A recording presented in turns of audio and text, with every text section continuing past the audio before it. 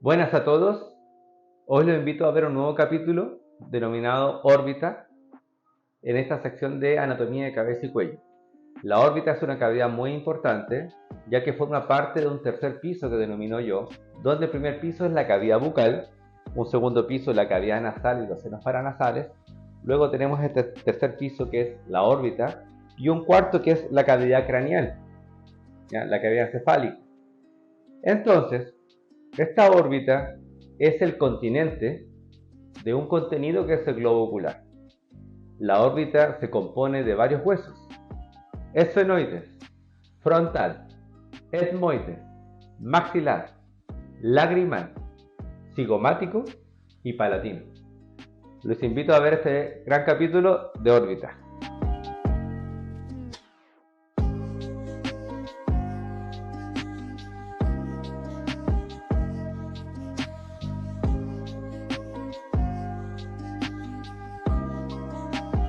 Bueno, continuando con la órbita, vamos a entrar en más detalles.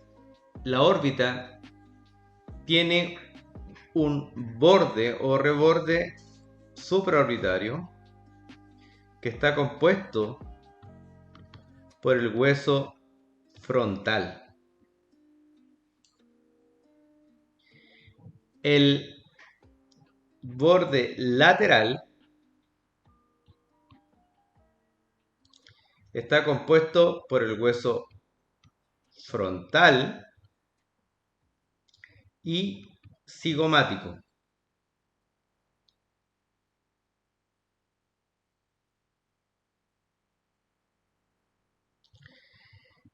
El borde medial está compuesto por el hueso frontal, maxilar y lagrimal.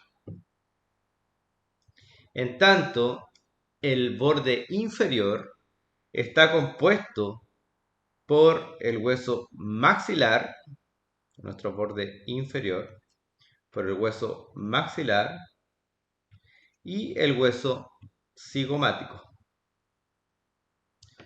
Todo esto estamos hablando del borde o reborde, ¿ya?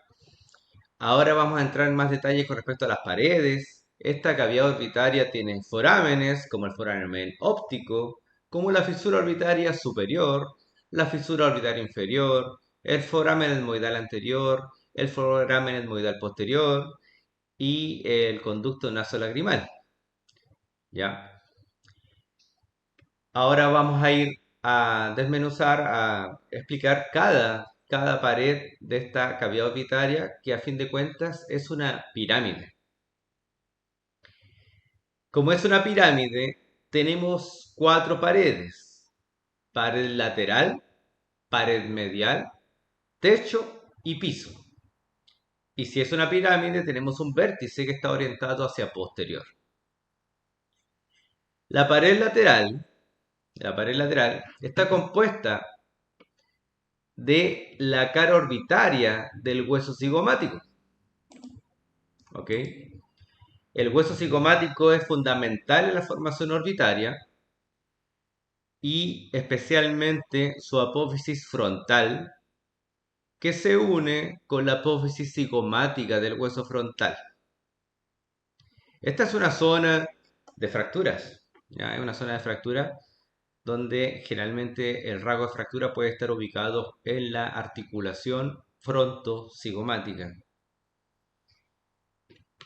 Tenemos una pared superior o techo que está formada por la cara orbitaria del hueso frontal, ¿ya? Y la cara orbitaria del ala menor del esfenoides. ¿Ok? Ahí también encontramos el foramen óptico, ¿ya?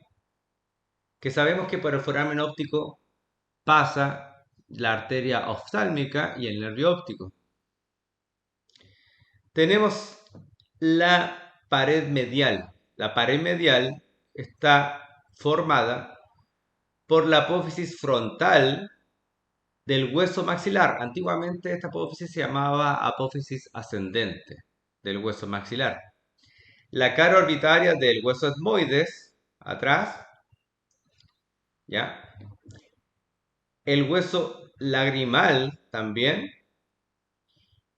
¿ya? Y la cara lateral del cuerpo del esfenoide es una pequeña parte. El piso está formado por la cara orbitaria del hueso maxilar, la cara orbitaria del hueso cigomático y atención, un hueso que forma parte del paladar, pero que llega a esta zona que es la apófisis orbitaria del hueso palatino, ¿ya? Que Nether en esta imagen lo grafica con un color rosado. Y vemos tres grandes forámenes, que ya mencioné uno, que es el foramen óptico. Tenemos también la fisura orbitaria superior. La fisura orbitaria superior, por ahí discurren los tres ramos del nervio oftálmico, es decir, nasociliar, frontal y lagrimal.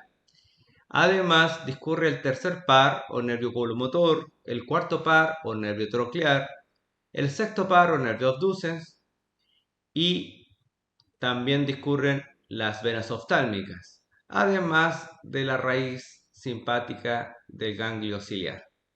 Entonces, todas esas estructuras discurren por la fisura orbitaria superior.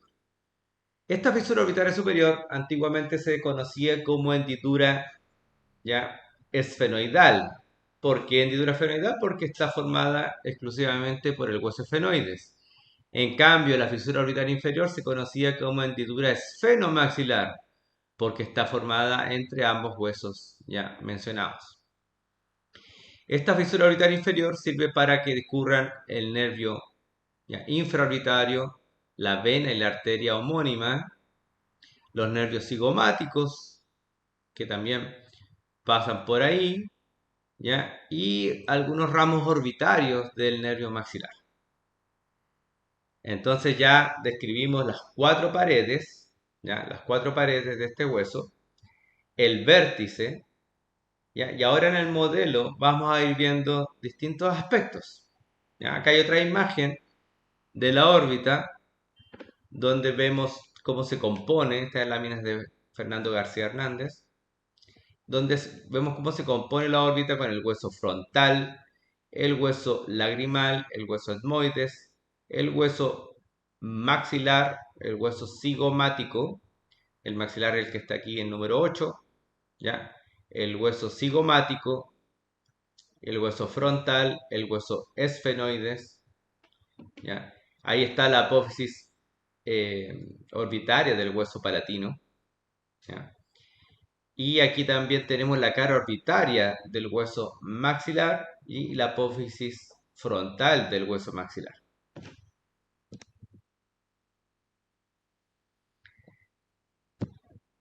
Aquí tenemos una imagen que nos permite comprender cómo esta órbita se relaciona con una cavidad que es muy conocida por nosotros, que es el seno maxilar, ya que lo hemos tocado cuando vemos huesos, cuando vemos hueso maxilar, cuando vemos dientes. Y nótese la relación del el seno maxilar con la órbita, porque a fin de cuentas el techo del seno maxilar es el piso de la órbita. Por lo tanto, cualquier proceso infeccioso o traumático de esta zona puede repercutir en el globo ocular si es que compromete el techo ya del seno.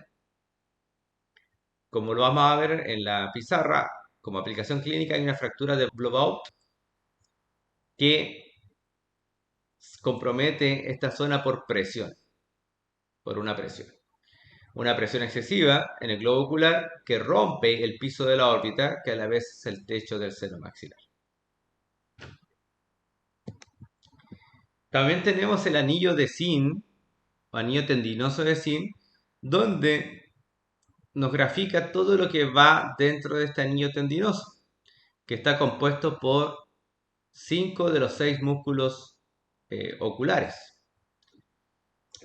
Y acá tenemos el anillo tendinoso con los nervios y elementos que van dentro de este anillo, como el nervio nasociliar, el tercer par, el sexto par, ¿cierto? Y por fuera va el cuarto par, el lagrimal, el frontal y la vena oftálmica superior. ¿ya? También dentro del anillo tendinoso van el nervio óptico y la arteria oftálmica.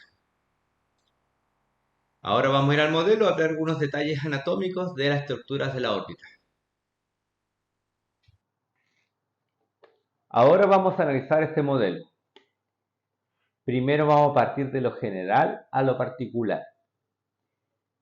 Vamos a recordar esto de los 4 pisos. Primer piso, cavidad bucal. Segundo piso, cavidad nasal y senos paranasales. Tercer piso, órbita. Y cuarto piso, cavidad encefálica, con las fosas cerebrales. Estos pisos determinan diversas estructuras. Ahora vamos a hablar del tercer piso, que es la órbita. La órbita se compone a su vez de 7 huesos. Estos huesos son el hueso frontal. El hueso frontal importante para la conformación de la órbita. El hueso maxilar. El hueso cigomático. El hueso esfenoides. El hueso lagrimal. El hueso etmoides y el hueso palatino. Ahí tenemos los 7 huesos de la órbita. Ahora vamos a analizar los rebordes o bordes de la órbita. Este borde superior se conoce como reborde supraorbitario. El reborde supraorbitario incluso se utiliza para la medicina forense, ya que nos permite identificar si el individuo es de sexo masculino o femenino, porque generalmente el sexo masculino tiene un reborde supraorbitario mucho más marcado, con arcos superciliares mucho más desarrollados. Este borde supraorbitario está compuesto por el hueso frontal y tiene un foramen o escotadura supraorbitaria para el paso de los nervios y vasos homónimos. Este es el reborde supraorbitario. También tiene una escotadura frontal aquí, ¿ya?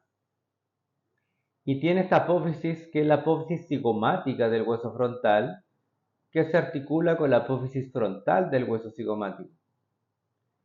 Ya esta parte ya viene siendo borde lateral, compuesta por ambas apófisis. El borde medial realmente es un doble borde porque tiene aquí una cresta lagrimal anterior y una cresta lagrimal posterior. Entonces se le podría decir que es un doble borde o un borde ensanchado. Incluso es un poco cóncavo, ya si lo miramos desde lateral.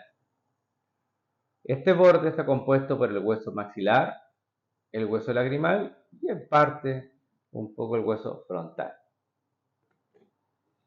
Vamos al reborde infraorbitario. Este reborde infraorbitario tiene aplicación clínica en que en las fracturas, cuando hay fracturas de esta zona, generalmente por puños, por trauma, ya de mediana energía o de alta energía, se puede fracturar esta zona, ya, de la sutura maxilocigomática o cigomatomaxilar, que es la zona ya infraorbitaria. A esta zona infraorbitaria, como maxilofaciales, podemos ingresar incluso desde el vestíbulo. Del vestíbulo sabemos que es la antesala de la cavidad bucal propiamente tal. Desde el vestíbulo, aprovechando ya la flexibilidad de la zona y de los tejidos, podemos levantar un colgajo de esta zona y llegar a la zona infraorbitaria y hacer la reducción y contención de la fractura. Entonces es una zona muy importante, el reborde infraorbitario, y que abajo tenemos el foramen infraorbitario. ¿Ok? Este es el reborde infraorbitario. Vamos al reborde lateral, ya lo vimos, medial, superior e inferior. Ahora vamos a analizar, ¿ya?, las paredes. La pared superior o techo de la órbita, vamos a inclinar un poco el modelo, está constituida por la cara orbitaria del hueso frontal. ¿Ok? Tiene a medial una fosita troclear para que se aloje ahí la tróclea, ¿ya? Y se refleje el músculo oblicuo superior del globo ocular. Hacia lateral tenemos la fosita lagrimal para que se aloje la glándula lagrimal. Esta pared superior también tiene la cara orbitaria del ala menor ahí al fondo y el conducto óptico. El conducto óptico que lo tocamos aquí, pero en este modelo vamos a aprovechar que se puede abrir y puedo entrar por el endocráneo. Voy a mostrarlos desde el endocráneo, ¿ya? Y atravesar este foramen del hueso esfenoides y sabemos que en este conducto óptico va a pasar el nervio óptico y la arteria oftálmica.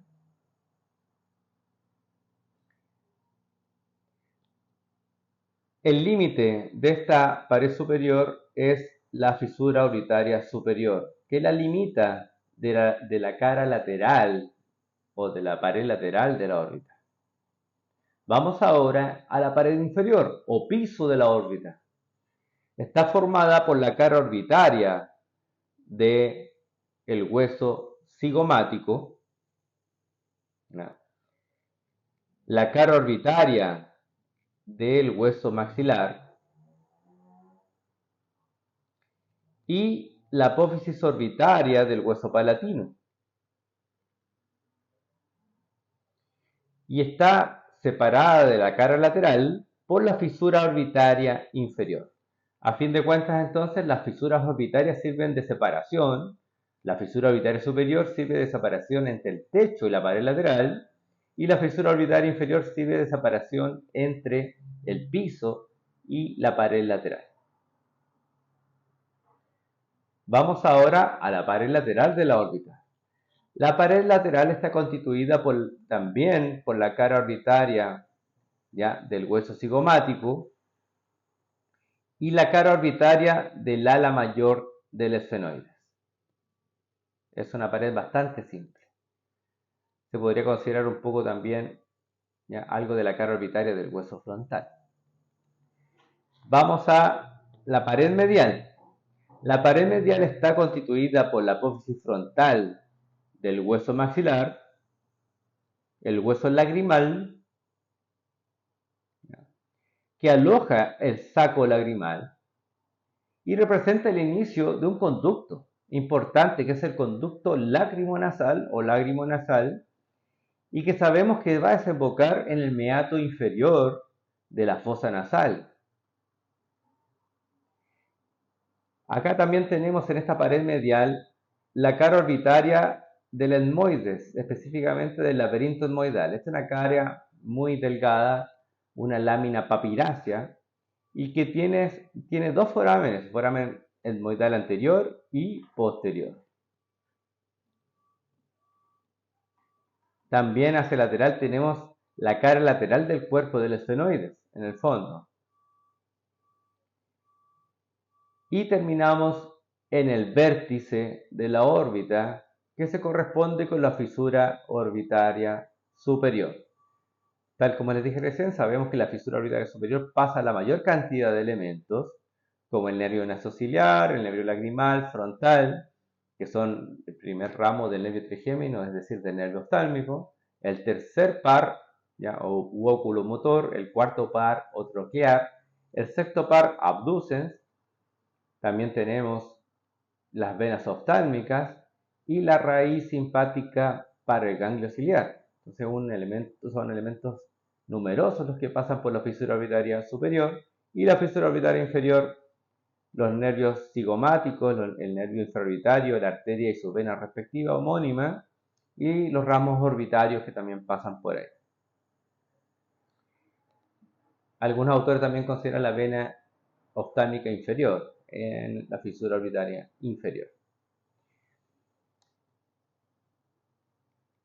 Vamos ahora a ir a la pizarra para analizar algunas aplicaciones clínicas de la órbita.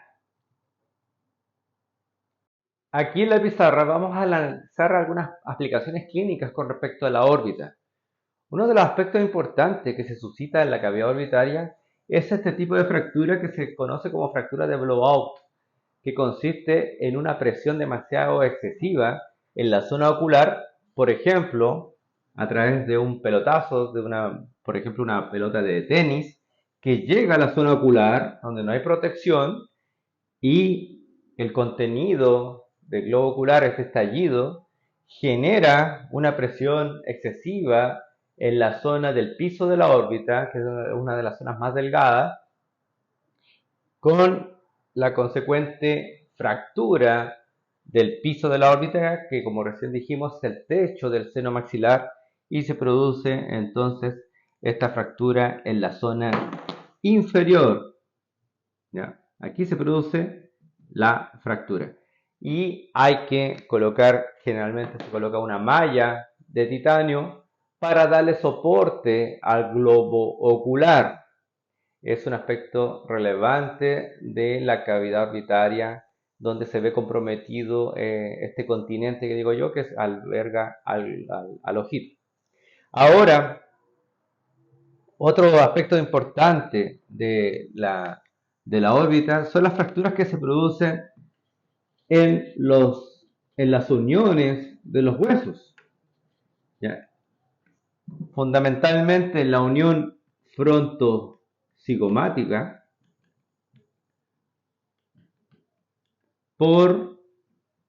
donde tenemos la apófisis cigomática del hueso frontal y la apófisis frontal del hueso cigomático. En esta unión generalmente se produce también zonas débiles donde se puede fracturar y hay que hacer la reducción y contención con una placa de titanio.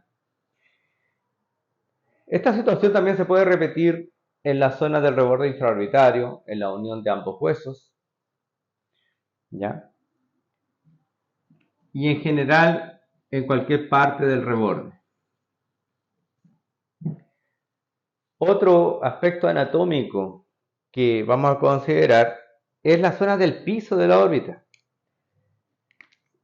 En el piso de la órbita ocurre algo bien singular. En el piso de la órbita tenemos un surco infraorbitario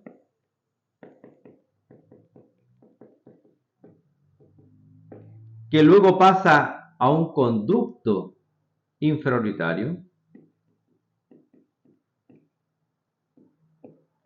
para terminar en un foramen infraorbitario. Entonces pasamos de surco infraorbitario cuando no tiene la pared superior, luego a un conducto cuando está rodeado de hueso y termina en la parte exocranial, aquí en la zona facial, como un foramen infraorbitario. Por lo tanto, tenemos que saber que por aquí va a pasar el nervio maxilar que termina como nervio infraorbitario. Entonces el ramo importante del nervio maxilar es el nervio infraorbitario que va pasando ¿ya? Desde la zona de la fosa térico-palatina, da este nervio infraorbitario y pasa por el surco, conducto y termina en el foramen. Dentro de este conducto, este nervio infraorbitario emite los nervios alveolares superiores medio y superior anterior, que son muy relevantes para el cirujano dentista porque va a dar la inervación a los dientes superiores, ¿ya? Desde el primer molar hacia adelante, porque sabemos que la raíz distovestibular del primer molar, el segundo molar y tercer molar son ramos del nervio alveolar superior posterior. Esto se suscita en el piso de la órbita, en el hueso maxilar. En síntesis, esta cavidad orbitaria, si bien es cierto, es nuestra vecina del seno maxilar, que lo trabajamos mucho nosotros, es una zona muy delicada, claramente porque alberga uno de los órganos de los sentidos más relevantes del ser humano, me atrevería a decir que es el más relevante del órgano de los sentidos, es que es la visión, y genera una posible complicación ya cuando se generan estas fracturas en el piso de la órbita, en los pilares de la órbita, pilar lateral, pilar medial, etc. Se puede producir también un signo en algunas fracturas del complejo naso-órbito-etmoidal que se llama el telecanto. Telecanto significa que es una distancia excesiva entre ambos cantos de la órbita por una deformidad posterior a una fractura. Bueno, dejamos hasta aquí el capítulo de órbita y los invitamos a un nuevo capítulo que se va a lanzar más adelante. Saludos, chao.